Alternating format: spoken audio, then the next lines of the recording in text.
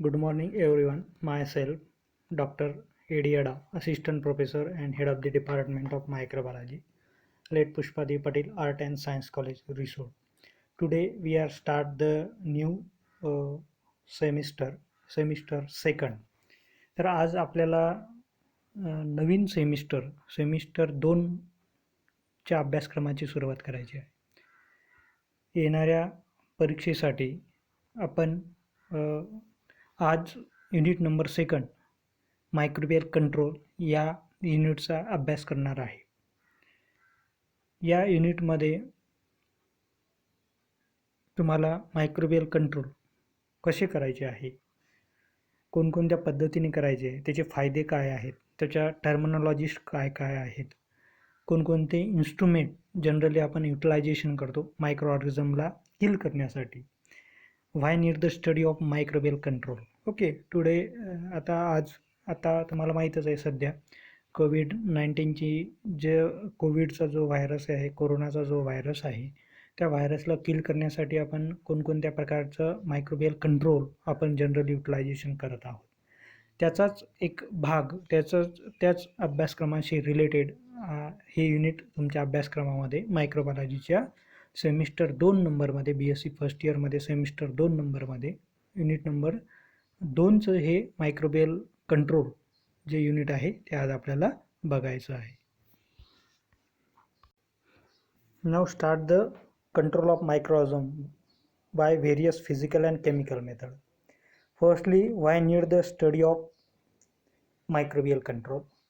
कारण तुम्हाला माहिती आहे मायक्रो ऑर्गॅनिझम म्हणजे काय, की असा मायक्रो ऑर्गॅनिझम जे आपल्या डोळ्याने दिसत नाही त्याला आपण मायक्रो ऑर्गॅनिझम असं म्हणतो. Micro organism, where is the micro organism present? Everywhere present. Okay, तो हवेमध्ये असतो, सॉईलमध्ये असतो, एअरमध्ये असतो, फूडमध्ये असतो, प्रत्येक ठिकाणी हा मायक्रो ऑर्गॅनिझम आहे.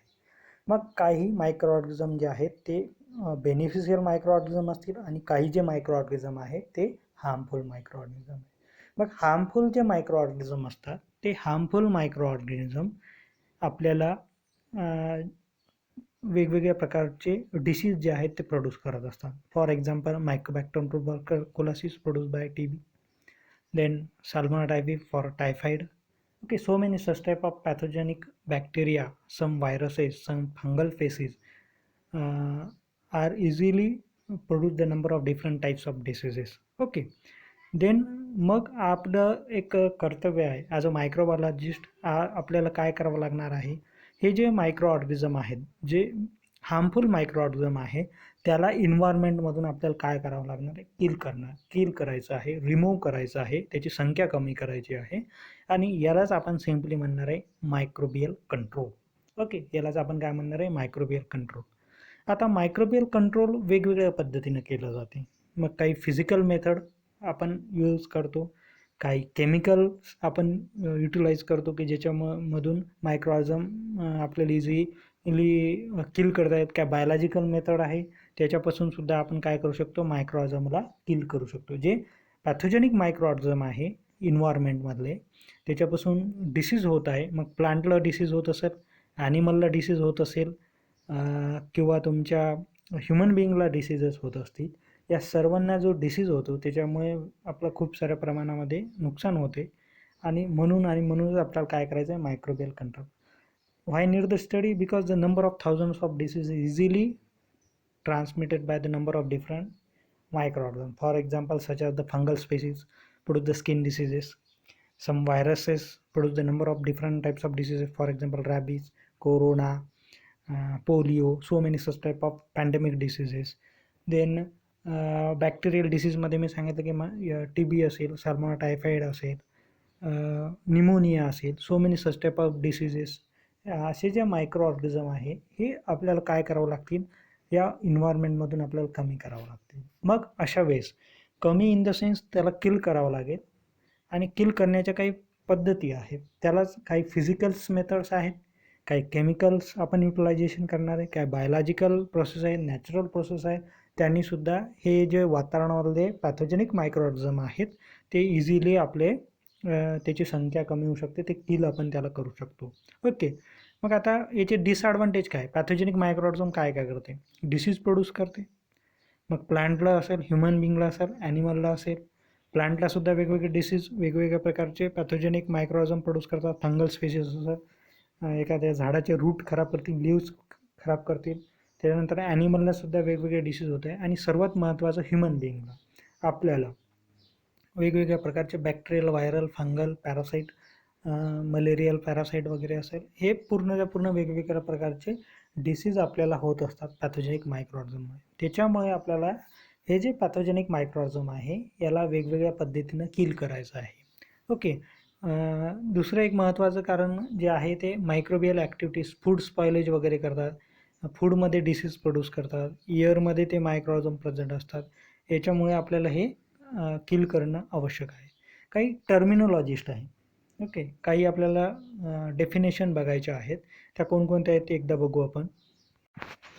आता कोणकोणत्या टर्मिनॉलॉजी आहे? For example sterilisation, a treatment that kill और remove all living cells including virus and spores from a substances or object. Sterilisation तुम्हाला माहिती आहे, आपण स्टरलायझेशन ॲटोक्लेव्ह वगैरे generally utilisation for the sterilisation of media, sterilisation of different types of objects. Okay, आपण जे instrument लॅबोरेटरीमध्ये utilise करतो ते पूर्णच्या पूर्ण आपण ॲटोक्लेव्ह करत असतो, त्याचं स्टरलायझेशन करत असतो, त्याच्यामधले मायक्रोऑर्गॅनिझम टोटली आपण किल करत असतो. त्याच्यानंतर disinfection. Okay, a treatment that reduce the total number of micro of an object or surface.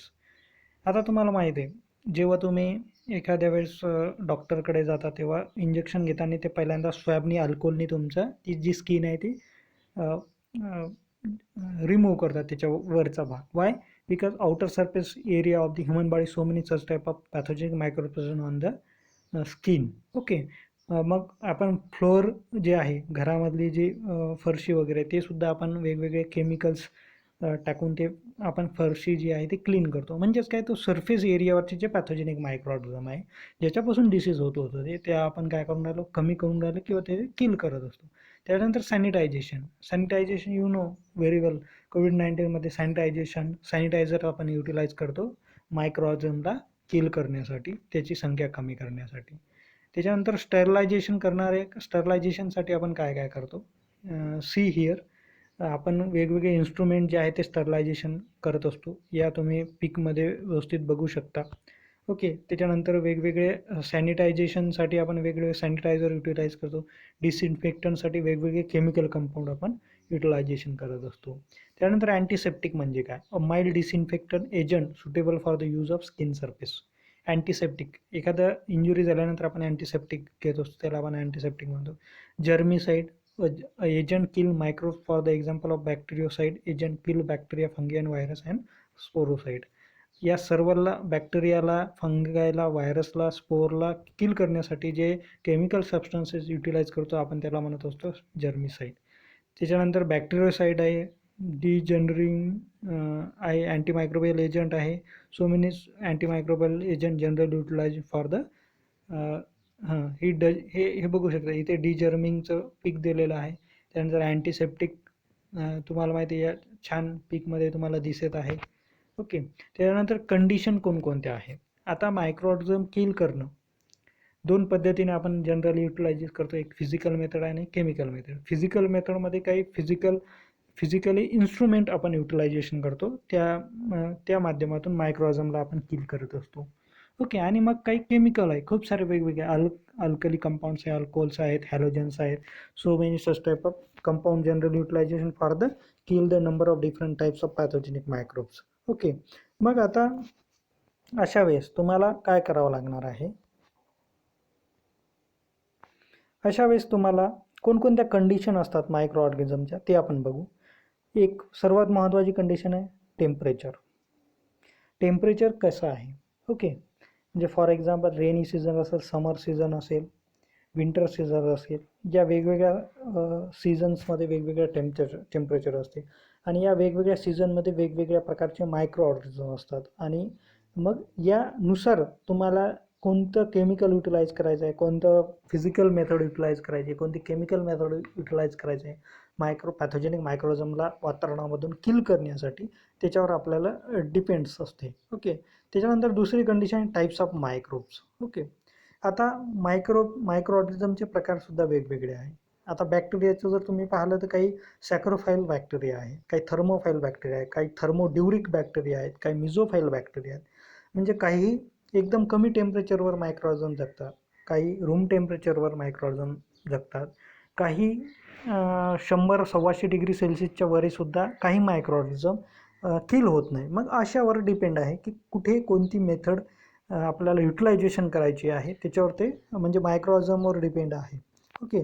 त्यानंतर ॲक्शन आपण काय करतो, एक तर त्या मायक्रोऑर्गॅनिझमला आपण किल करणार आहे किंवा इनिबिट करणार आहे किंवा त्याला त्याच्या त्याची जी सेल आहे त्याला डॅमेज करणार आहे. फिजिकल मेथड, आता कोणकोणत्या अशा फिजिकल मेथड आहे की ज्याच्यामुळे पॅथोजेनिक मायक्रोऑर्गॅनिझम आपण वातावरणामधून किल करत असतो. Okay. Used in food industry. Okay. Physical method damaging cell component, enzyme, DNA, cytoplasmic membrane and disturb. Means याची मोड ऑफ ॲक्शन यांनी सांगितलेलं आहे इथं. फिजिकल मेथडनी आपण काय करतो, फॉर एक्झाम्पल एखादा फूड इंडस्ट्री आहे, फूड इंडस्ट्रीमध्ये जर तुम्ही आता बघितलं तर त्या इंडस्ट्रीमध्ये UV लाईट लावलेले असतात, कारण अनवॉन्टेड जे पॅथोजेनिक मायक्रोऑर्गॅनिझम आहे ते किल करण्यासाठी आजूबाजूच्या वातावरणामध्ये ते किल करण्यासाठी फूड इंडस्ट्रीमध्ये फिजिकल मेथड आहे. एक UV लाईट तिथे high high high ultraviolet rays general utilization in food industry. Okay. त्याच्यानंतर preparation of culture media, lab wares, sterilization instrument. Okay. म्हणजे फूड इंडस्ट्रीमध्ये आपण फिजिकल मेथड पॅथोजेनिक मायक्रोऑर्गॅनिझमला किल करण्यासाठी वापरतो, लॅबोरेटरीमध्ये आपण वापरतो. त्यानंतर फिजिकल मेथड कोणकोणते आहेत की ज्याच्यामुळे पॅथोजेनिक मायक्रोऑर्गॅनिझम आपण इझिली किल करू शकतो. पहिलं आहे हीट. ओके. दुसरं आहे टेम्परेचर. तिसरं आहे डेसिकेशन. चौथं आहे ऑस्मॅटिक प्रेशर. त्याच्यानंतर फिल्ट्रेशन आणि रेडिएशन. ह्या वेगवेगळ्या पद्धती आहेत की ज्याच्यामुळे आपण इझिली पॅथोजेनिक मायक्रोऑर्गॅनिझम जे आहे ते इझिली किल करू शकतो. त्यानंतर हीट. आता हीटचे 3 प्रकार इथं दिलेले आहे की आपण पॅथोजेनिक मायक्रोऑर्गॅनिझम हीटने कसा किल करू शकतो. ओके. कसं त्याला मारू शकतो आपण वातावरणामधून, कसं कमी करू शकतो, त्याला किल कसं करू शकतो, आणि आपलं जे फूड इंडस्ट्री आहे किंवा आपण इन्व्हायरमेंटमध्ये राहतो त्या ठिकाणी आपल्याला ते कसं आपलं तिथं मेंटेन होते. First one is heat is nothing but the thermal death point, thermal death time and reduction time. Okay. DRT also. Okay. हे तुम्ही thermal death point boiling of water वगैरे आहे त्याच्यानं सुद्धा तुम्ही म्हणजे फॉर एक्झाम्पल पाणी आहे, आता पावसाळा चालू आहे, पाणी खराब आहे, त्याच्यामध्ये वेगवेगळे पॅथोजेनिक मायक्रोऑर्गॅनिझम आहे, त्याच्यामुळे टायफॉईड आपल्याला होतो खराब पाणी पिल्यामुळे, दूषित पाणी पिल्यामुळे. मग अशा वेळेस आपण ते पाणी उकळून पितो. ओके. म्हणजेच काय, उकळून जेव्हा ते पाणी आपण उकळतो, बॉईल करतो, तेव्हा त्याच्यामधले असले पॅथोजेनिक मायक्रोऑर्गॅनिझम आपण इझिली किल करत असतो. त्यानंतर आहे थर्मल डेथ टाईम. ओके. आता कॅनिंग प्रोसेस आहे, एक स्पेसिफिक कॅनिंग प्रोसेस असते, त्याच्यामध्ये फूड प्रिझर्वेशनसाठी आपण ठेवत असतो. या कॅनिंग प्रोसेसनं सुद्धा काही पॅथोजेनिक मायक्रोऑर्गॅनिझम जे आहे ते आपल्याला किल व्हायला मदत होते. त्यानंतर decimal reduction time, DRT method also used for the to kill the microorganism. त्याच्यानंतर ॲटोक्लेव. हे बघा, याचं चित्र मी तुम्हाला अशा पद्धतीमध्ये दाखवतो की इथे तुम्हाला हे जे पूर्ण सरफेस एरिया आहे हा पूर्णच्या पूर्ण सरफेस एरिया ॲटोक्लेवचा आहे. ओके. ह्या ॲटोक्लेव असल्यामुळे तुम्हाला इथे असं लक्षात येईल की या ॲटोक्लेवमध्ये आपण मधामध्ये एक चेंबू ठेवलेला आहे, एक कोनिकल फ्लास्क ठेवलेला आहे आणि त्याच्यामध्ये मीडिया आहे. आपण पहिल्यांदा सांगितलं की फूड इंडस्ट्रीमध्ये, लॅबोरेटरीमध्ये आपल्याला ह्या कंडिशन मेंटेन करावं लागते. इथे पॅथोजेनिक मायक्रोऑर्गॅनिझम आपल्याला येऊ द्यावं नाही लागत. मग अशा वेळेस त्या ठिकाणी मायक्रोऑर्गॅनिझमला किल करण्यासाठी आपण ह्या वेगवेगळ्या प्रकारच्या फिजिकल मेथड, मग बॉइलिंग ऑफ वॉटर असेल, ॲटोक्लेव असेल, हीट जनरेशन असेल, हे आपण रेडिएशन असेल, या सर्वच्या सर्व फिजिकल मेथड आहे. या फिजिकल मेथडने आपण इझिली मायक्रोऑर्गॅनिझम किल करू शकतो. हा ॲटोक्लेव आहे. तुम्हाला माहिती आहे ॲटोक्लेवमध्ये आपण मीडिया ठेवतो, काही इन्स्ट्रुमेंट ठेवतो, ग्लासवेअर ठेवतो की ते 121 डिग्री सेल्सिअसपर्यंत 15 मिनटं ठेवल्यानंतर 15 LBS प्रेशरवर आपण ते ॲटोक्लेवमध्ये काही इन्स्ट्रुमेंट, काही लॅबोरेटरीवर काही मीडिया आपण ठेवल्यानंतर त्याच्यामधले मायक्रोऑर्गॅनिझम इझिली किल होतात. ओके. त्यानंतर आहे pasteurisation. Pasteurisation is the process in which म्हणजे आता मिल्क पाश्चरायझेशन करतो आपण. ओके, मिल्क आता हे बघू शकता अतिशय छान सुंदर असं पिक्चर इथे आपण बघत आहात. इथे पाश्चरायझेशन प्रोसेस चालत आहे मिल्कची. इथे 63 degree Celsius for 30 minutes. Wine milk pasteurisation, wine किंवा मिल्क इंडस्ट्रीमध्ये त्या मिल्कमध्ये म्हणजे त्या दूध किंवा दुधाच्या पदार्थामध्ये फॉर एक्झाम्पल अमूल इंडस्ट्री असेल, त्या अमूल इंडस्ट्रीमध्ये अशा प्रकारचं इन्स्ट्रुमेशन आणि अशा प्रकारचं पाश्चरायझेशनचं प्रोसेस ती होते की जेणेकरून या दुधामध्ये जर काय पॅथोजेनिक मायक्रो ऑर्गॅनिझम असतील ते इझिली ते किल होतील. ओके, त्याच्यानंतर आहे high temperature short time method, UST आणि STST मेथड. ओके, आता ह्यासुद्धा मेथडॉलॉजी जनरली युटिलाइज करतात वेगवेगळ्या मिल्क किंवा फूड प्रोडक्ट्समध्ये. हाय टेम्परेचर ठेवतात. Okay, -72 degree Celsius for 15 second. Okay, त्याच्यानंतर 140 degree Celsius for 3 second. Okay, UST म्हणजे एखादं फूड बनवल्यानंतर त्याच्या आजूबाजूला जर काही पॅथोजेनिक मायक्रो ऑर्गॅनिझम असतील आणि त्याला जर किल करायचं असेल तर आपण UST मेथड करतो. 3-4 मिनटामध्ये, 1 मिनटामध्ये खूप साऱ्या प्रकारचे पॅथोजेनिक मायक्रो ऑर्गॅनिझम इझिली किल होते. एवढ्या हायफाय रेडिएशनचे ते अल्ट्राव्हायलेट रेज त्या पर्टिक्युलर ठिकाणी तुम्हाला पाहायला मिळतात. त्याच्यानंतर आहे लो टेम्परेचर मेथड. तुम्हाला माहिती आहे फ्रीजमध्ये आपण अन्न जास्त काळ टिकवून ठेवण्याचे fruit, vegetables, milk products, some food प्रिझर्वेशनसाठी जास्त काळ टिकून ठेवण्यासाठी आपण low temperature, freezing temperature 0 to -7 degree Celsius या टेम्परेचरवर त्या फ्रीजिंग टेम्परेचरचं मेंटेनन्स करून आपण त्याच्यामधले पॅथोजेनिक मायक्रोऑर्गॅनिझम जे आहे ते किल करू शकतो आणि जास्त काळ ते फूड आपण प्रिझर्व करू शकतो. ओके, त्यानंतर ड्राय हीट स्टरलायझेशन मेथड. ही सुद्धा हॉट एअर स्टरलायझेशन मेथड आहे. आणि ड्राय हीट स्टरलायझेशन मेथड, जसं स्टरलायझेशन तुम्हाला माहिती आहे तसं ड्राय हीट स्टरलायझेशनमध्ये आपल्याला गरम हवा जो आहे ते आपल्याला ते पाठवायची असते त्या पर्टिक्युलर कंटेनरमध्ये आणि त्याच्यामध्ये आपण फूड वगैरे ठेवून देतो आणि त्या जास्त टेम्परेचर असल्यामुळे त्याच्यामधले पॅथोजेनिक मायक्रोऑर्गॅनिझम त्या फूड किंवा फूडच्या प्रोडक्टमधले इझिली किल होतात. त्याच्यानंतरची मेथड आहे physical method, filtration method. Filtration method also generally utilization for the removing pathogenic microorganism. Okay, पाणी आपण गाळून घेतो. वाय? त्याच्यामधला कचरा आपल्याला काढून टाकायचा असते. कचऱ्यामध्ये काय असते? पॅथोजेनिक मायक्रोऑर्गॅनिझम. मिल्क आपण फिल्टर करतो, वॉटर फिल्टर करतो. त्याच्यानंतर खूप सारे वेगवेगळ्या प्रकारचे लिक्विड आहे ते सुद्धा आपण काय करत असतो? फिल्ट्रेशन करत असतो. मग ते फिल्टरचा जे पोर साईज आहे त्या जाळीची जी छिद्र आहे त्याची जी साईज आहे ती जर आपण बॅक्टेरियापेक्षा लहान केली, व्हायरसपेक्षा लहान केली तर त्याच्यामधून बॅक्टेरियासुद्धा आत जाणार नाही, व्हायरससुद्धा आतमध्ये तुमचे जाणार नाहीत. ओके, तर ही एक मेथड आहे. त्याच्यानंतर आहे तुमची filtration, membrane filter technique also use for the water filtration. Okay, त्याच्यानंतर आहे HEPA filter. Okay, HEPA filter is the high efficiency particulate air filter or filtration of small particle. Okay, तर HEPA फिल्टरमध्ये like दिस याचं जे working आहे इथे तुम्ही चित्र बघू शकता. हे हेफा फिल्टरमध्ये जे एअर एक अशा प्रकारचा एक वर्किंग एरिया असतो, वर्किंग टेबल असतो आणि त्याच्या पाठीमागून जी एअर असते त्याच्यामध्ये 97.97% म्हणजे 99.97% एवढी प्युअर एअर, एवढी शुद्ध हवा त्या हेपा फिल्टरमधून आपल्याला मिळत असते. आता जनरली आपण पाहिलं की ICUमध्ये सुद्धा हेपा फिल्टर कोरोना व्हायरसच्या वेळेस तुम्हाला पाहायला मिळाले. वेगवेगळ्या ठिकाणी हेपा फिल्टर लावलेले आहे, कारण जी काही एअर त्या ICUमध्ये किंवा बाहेरच्या वातावरणामधून येत होती ती पूर्णच्या पूर्ण हेपा फिल्टरनी फिल्ट्रेट झाल्यानंतर त्याच्यामधले जे पॅथोजेनिक मायक्रो ऑर्गॅनिझम आहे ते जास्तीत जास्त ॲडरन्स झाले पाहिजे, जास्तीत जास्त बाहेरच राहिले पाहिजे आणि त्या हेपा फिल्टरमधून त्या फिल्टरमधून फक्त शुद्ध हवाच आत आली पाहिजे. तर याच्यामुळे सुद्धा खूप सारे वेगवेगळ्या प्रकारचे पॅथोजेनिक मायक्रो ऑर्गॅनिझम आपण बाहेर हे टाकू शकतो. ओके, त्याच्यानंतर desiccation. Okay, so many desiccation method also used for the removing pathogenic microorganism. For example tuberculosis bacteria, then gonorrhea bacteria, then freeze drying.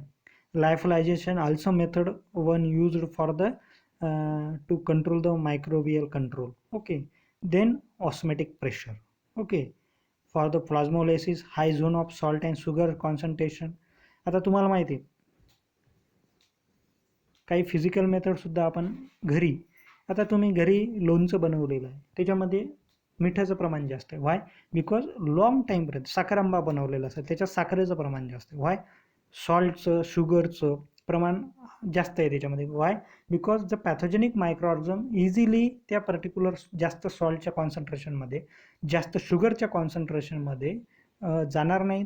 ते जे तुमचं फूड आहे ते खूप जास्त काळापर्यंत टिकणार आहे. मग यालाच आपण काय म्हणणार आहे simple as a microbial control. Okay, मग आपण ही जनरल मी तुम्हाला पहिल्यांदाच सांगितलं की काही फार्मास्युटिकल इंडस्ट्रीमध्ये, काही फूड इंडस्ट्रीमध्ये, काही लॅबोरेटरी मायक्रोबायोलॉजीच्या लॅबमध्ये आपल्याला ह्या कंडिशन ज्या आहेत मायक्रोऑर्गनिझम तिथे येऊ द्यावं नाही लागत. आणि तशा कंडिशनमध्ये एखादा तुम्हाला पदार्थ बनवावा लागेल किंवा लॅबोरेटरीमध्ये तुम्हाला वर्क करावं लागेल मायक्रोऑर्गनिझमचं. तर अशा ठिकाणी ह्या ज्या वेगवेगळ्या प्रकारच्या फिजिकल मेथड आहे ते मायक्रोऑर्गनिझमला कंट्रोल करण्यासाठी अतिशय महत्त्वाच्या असतात. ओके, त्याच्यानंतर आहे रेडिएशन.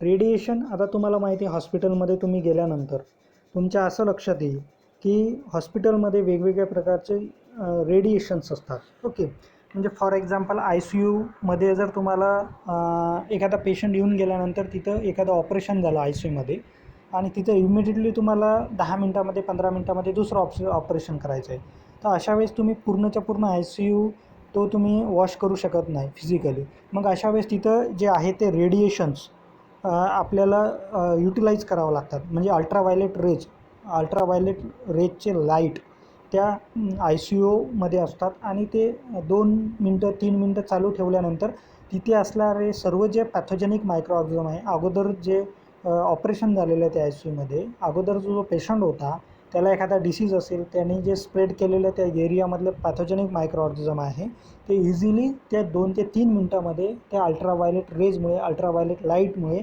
ते टोटली काय होतील तिथे किल होतील. मग ही सुद्धा एक रेडिएशनची, अल्ट्राव्हायलेट रेजची सुद्धा, रेडिएशनची सुद्धा ही सुद्धा एक फिजिकल मेथड आहे. ओके, त्याच्यानंतर UV लाईट असेल, अल्ट्राव्हायलेट रेज, UV रेज, हे सुद्धा वेगवेगळ्या प्रकारच्या प्रोसेस आहे की जेणेकरून आपल्याला ह्या प्रोसेसनी आपण फिजिकल मायक्रोबियल कंट्रोल करू शकतो. आणि फिजिकल मायक्रोबियल कंट्रोल आपल्याला कशासाठी करायचं आहे की जेणेकरून आपले जे फूड प्रोडक्ट आहे फूड इंडस्ट्रीमध्ये, मायक्रोबायोलॉजीच्या लॅब वर्कमध्ये असेल किंवा कुठं हॉस्पिटल्स असतील तिथे पॅथोजेनिक मायक्रोऑर्गनिझम ह्युमन बॉडीमध्ये एंटर नाही केलं पाहिजे. त्या फूडमध्ये पॅथोजन गेले नाही पाहिजे, ते फूड जास्त काळ टिकलं पाहिजे. हॉस्पिटलमध्ये आपला जो पेशंट आहे त्याला दुसरंच इन्फेक्शन झालं नाही पाहिजे.